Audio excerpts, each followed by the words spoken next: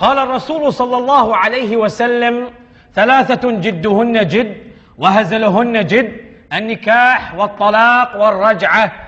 النكاح والطلاق والرجعة. النكاح والطلاق والرجعة. نعم يا ابني.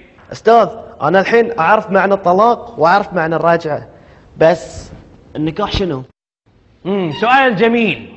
النكاح هو المسمى الشرعي لزواج الرجل بالمرأة. لزواج الرجل بالمرأة.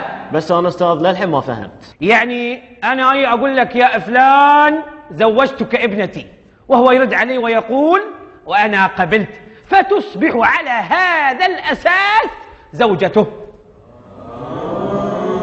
لا أستاذ ما فهمت. يعني يا جاسم أنا أقول لك: يا جاسم زوجتك ابنتي. وأنا قبلت.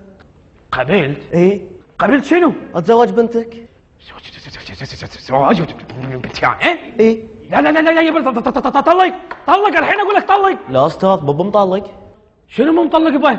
أنا كنت أشرح لك الدرس، ما كنت قصدي أنا أزوجك بنتي. أستاذ الحين أنا تزوجت بنتك على حسب شرحك لنا، وكل الصبيان في الصف الحين شهود، صح؟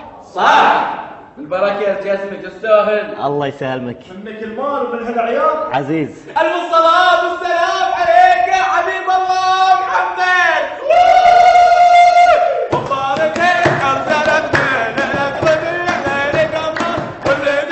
بين حمرين، الله يطول بعمرين.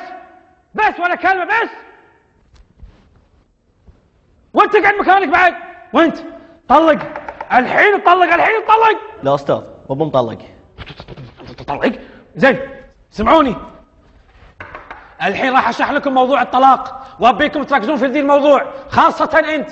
الواحد اذا بيطلق زوجته لازم يقول لها: يا مريم انت طالق. سمعتوا؟ وراح ابتدي فيك يا جاسم، يلا repeat with me. قول: يا مريم انت طالق. يعني الحين اسم بنتك مريم؟ حي الله عمي ابو مريم. بس تدري عاد؟ قوم. المدير، تعال عند المدير.